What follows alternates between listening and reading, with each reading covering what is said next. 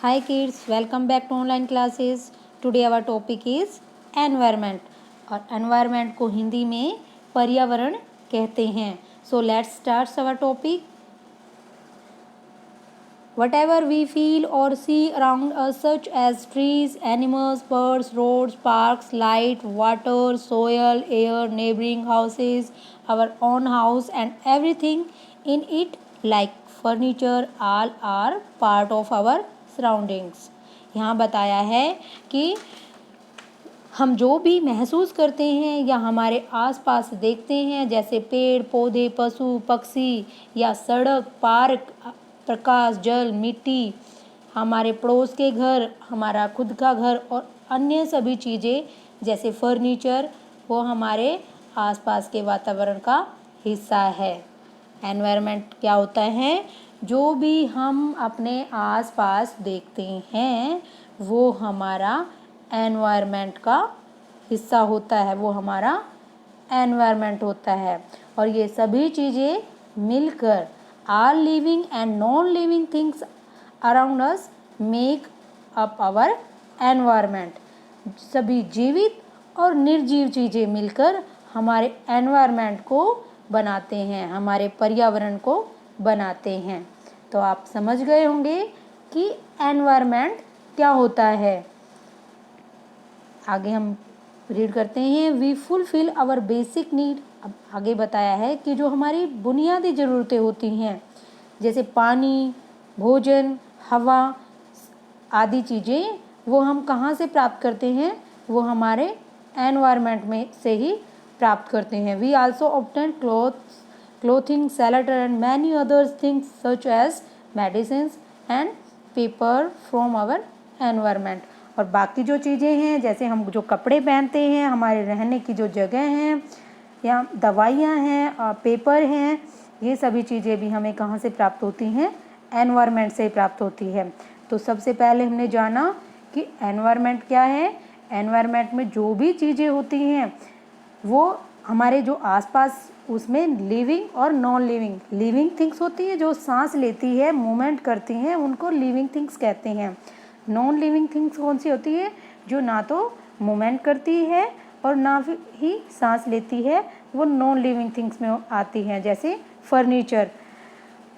तो ये दोनों प्रकार की मिलके हमारे एनवायरनमेंट को बनाते हैं और एनवायरनमेंट से हमारी जो बेसिक ज़रूरतें होती हैं वो उनकी पूर्ति होती हैं.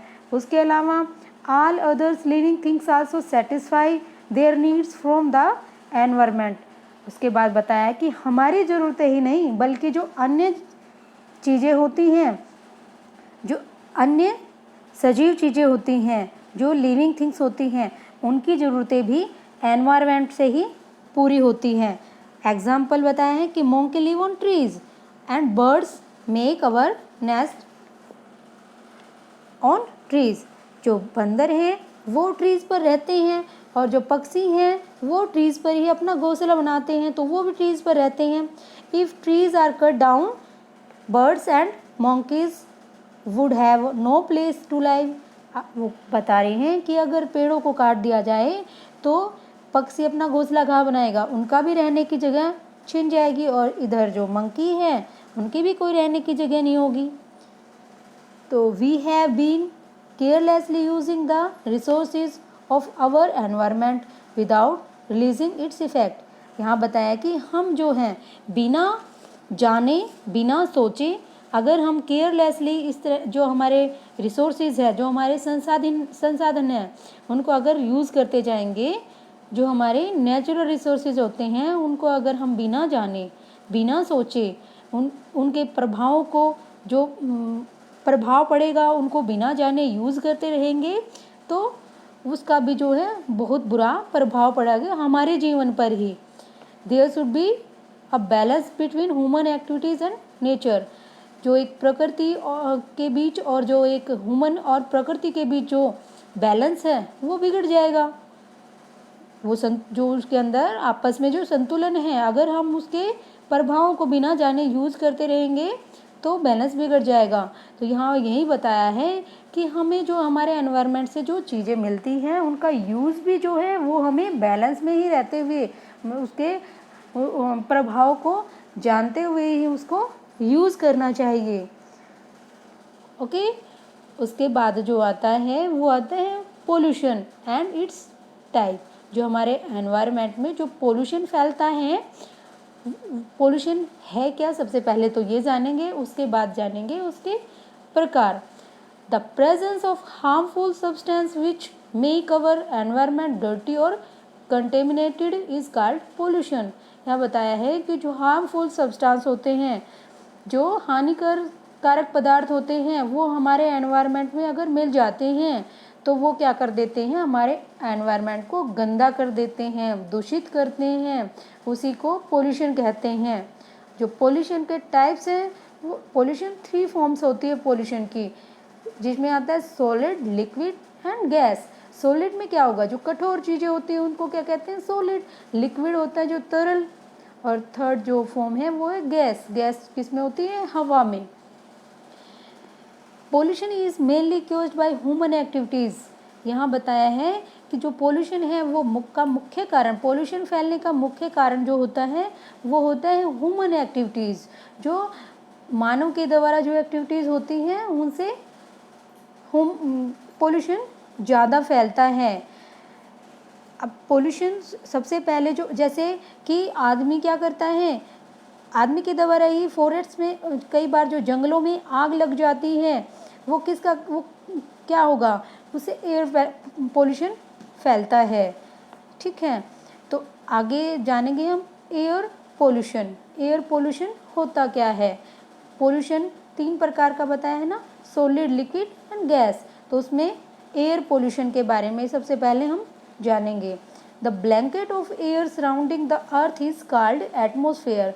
जो एक हमारे चारों ओर, हमारे एनवायरनमेंट में जो एक कम्बल की तरह फैला हुआ है, वो हमारा एनवायरनमेंट है, वो हमारा एटमॉस्फेयर है, हमारा वातावरण है। हमारे चारों ओर, पृथ्वी के चारों ओर हवा में जो एक कंबल की तरह फैला हुआ है, वो हमारा वातावरण है। It is essential for the survival of all living organism. और यहाँ पर जो है क्या बताया है, सभी जीवित जीवों के लिए क्या है, जो बहुत जरूरी है। आगे है एग्जाम्पल, वातावरण अच्छा होगा तो लिविंग थिंग्स के लिए बहुत अच्छा होता है। वातावरण जितना अच्छा होगा उतना ही अच्छा होता है। एग्जाम्पल बताया जैसे plant, animals and human beings. यहाँ बताया है अर्थात जो पौधे हैं, जानवर है और जो मनुष्य हैं, वो क्या है, air is a mixture of gases. और जो हवा है वो मिक्सचर है किसका, गैसों का। ऑफ विच, जैसे nitrogen and oxygen form a major part.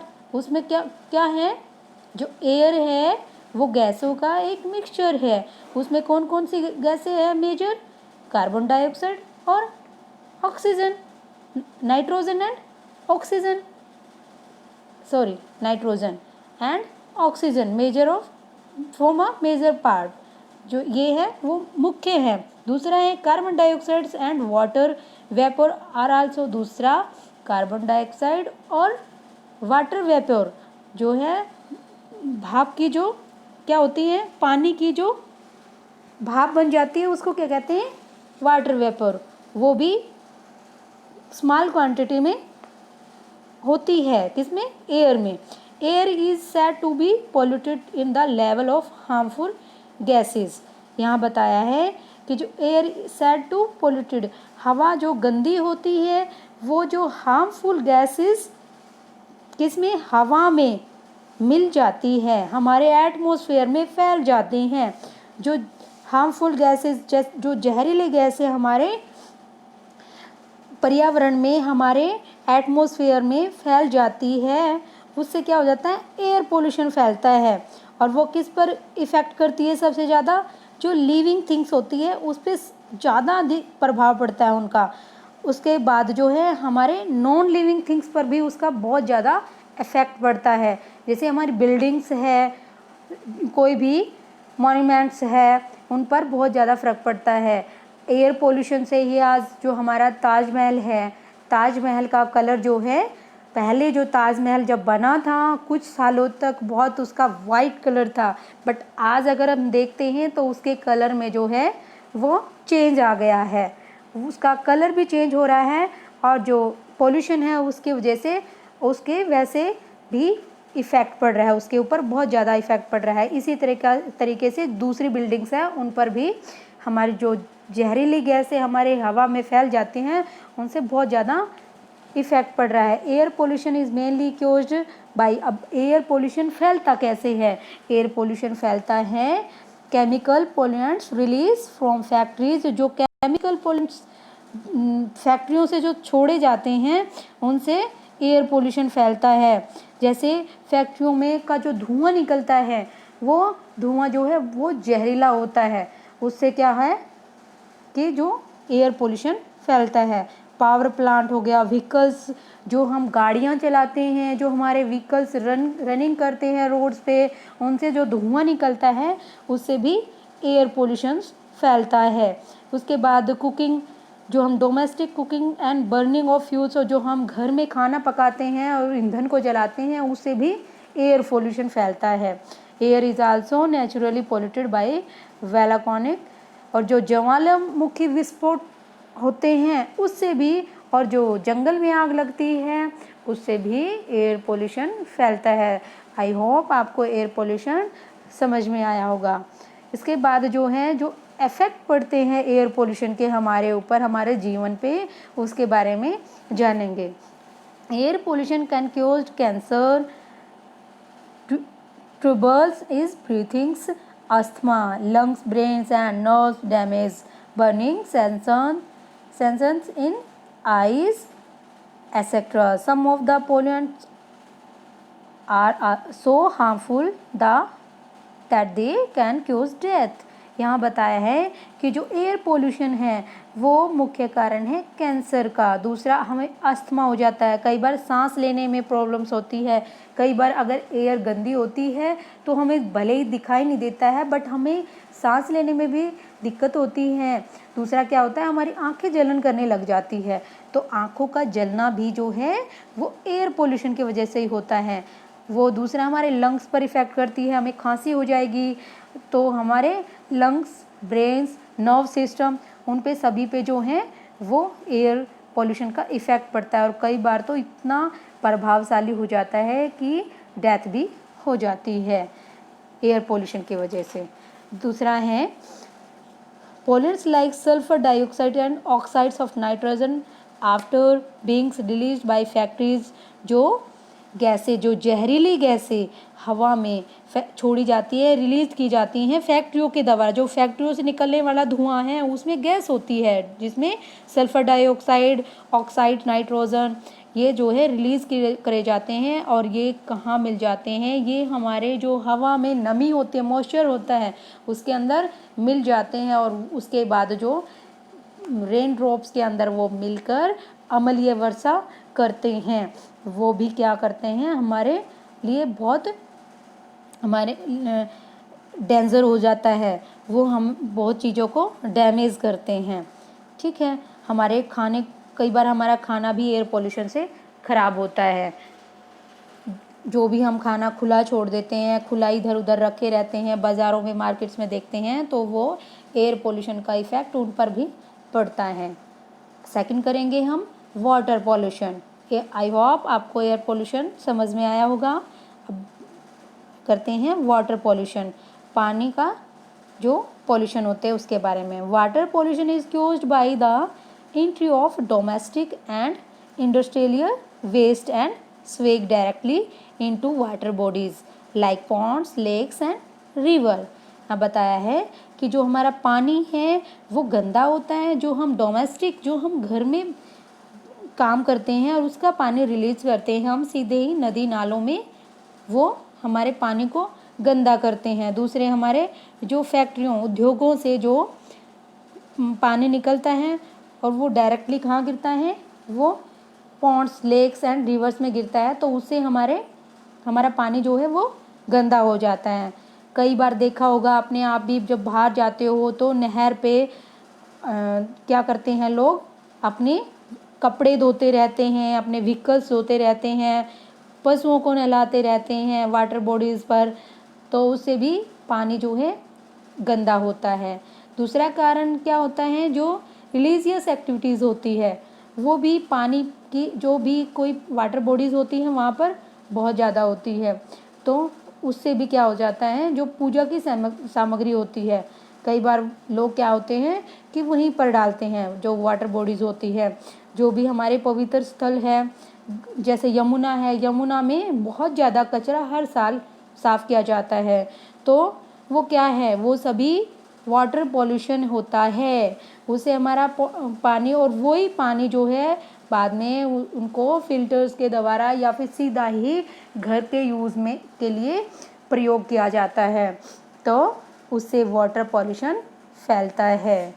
ठीक है, जो हमारे फैक्ट्रियों से पानी रिलीज़ होता है वो भी कहाँ जाता है, नदियों में जाता है। वो केमिकल का, पॉइजन्स केमिकल का वाटर होता है, और वो हमारे कहाँ पर, जहाँ जो हम खेती करते हैं वहाँ पर भी वही पानी यूज़ किया जाता है। वो जहर जो है हमारे लैंड्स पे जाता है, और फिर जो हमारे एग्रीकल्चर करते हैं हम वहाँ पर जो भी क्रॉप लगाते हैं उसके अंदर जो है उसका बहुत ज़्यादा इफ़ेक्ट पड़ता है। तो उसके जो वाटर पॉल्यूशन का जो इफ़ेक्ट है उसके बारे में पढ़ेंगे। Aquatic life both plant and animals is adversely affect when water bodies get polluted. जब वाटर बॉडीज़, पानी की जो जगह हैं, वो जो पानी गंदा हो जाएगा वहाँ पर बहुत सारे हज़ारों जीव होते हैं पानी के अंदर भी, जैसे फिश है, क्रोकोडाइल है, स्नेक्स है, और जो बहुत सारे जीव होते हैं। अगर उसके अंदर पॉइजन्स वाटर जाके मिलेगा, केमिकल का पानी जो मिलेगा, तो उनका जो लाइफ को ख़त्म कर देगा वो। It's makes water unfit for drinking, और इस तरह का पानी पीने में भी क्या होता है, गंदा होता है, हमारे शरीर को जो है अनफिट कर देगा, बीमार कर देगा, बहुत सारी बीमारियां हो जाएगी। ठीक है, और गंदा पानी पीने से बहुत प्रकार की जो है बीमारियां भी होती है, जिसमें टाइफाइड है, वो किससे होता है, वो भी किससे होता है, पॉल्यूटेड वाटर से ही होता है। अब तो थर्ड पढ़ा हमने, वो जो थर्ड पार्ट है फॉर्म होती है पॉल्यूशन की, वो है soil pollution. Soil pollution is caused by industrial, human and agriculture activities. कैसे कैसे फैलता है ये, एक तो उद्योगों से, दूसरा ह्यूमन एक्टिविटीज़ से, तीसरा है जो ह्यूमन एग्रीकल्चर करते हैं उससे भी हमारी सोयल जो है वो पोल्यूटेड होती है। Such as disposal of garbage, harmful and non biodegradable waste, fertilizers and pesticides is also caused soil erosion. क्या करते हैं कि कई बार हमारे खेतों में हम कूड़ा डालते हैं, हमारे जो नॉन बायोडिग्रेडेबल होते हैं, जो नहीं गलते सड़ते हैं, जो गलते नहीं हैं, वो चीज़ें भी हमारे मिट्टी में चली जाती है। उससे क्या होता है कि हमारे जो है सोयल गंदी होती है, सोयल पोल्यूशन फैलता है उससे, और वो कारण होता है सोयल इरोजन का। जो भूमि का कटाव होता है वो उसका कारण होता है। अब सोयल पोल्यूशन के जो इफ़ेक्ट है उसके बारे में जानेंगे। Effect of soil pollution. Soil pollution badly effect the growth of plant. Soil pollution का गंदा प्रभाव पड़ेगा सबसे ज़्यादा वो होता है प्लांट्स पर। It's reduce for food of plant, also harmful chemical that is absorbed by edible plants enters our bodies through food। वो कह रहे हैं कि अगर जो गंदी हो जाएगी हमारी जो सोयल है वो गंदा हो जाएगी तो क्या होगा, वो उसके हार्मफुल इफ़ेक्ट पड़ेंगे। वो जो है हमारे जो खाने वाली चीज़ें हैं उसके अंदर जो उसका इफ़ेक्ट है पोल्यूशन का वो जाएगा और वो हमारे बॉडी में जो है वो नुकसान करेगी। आई होप आपको जो 3 फॉर्म्स है पोल्यूशन की वो समझ में आ गई होगी। इससे आगे का चैप्टर हम अगली वीडियो में करेंगे। Bye bye.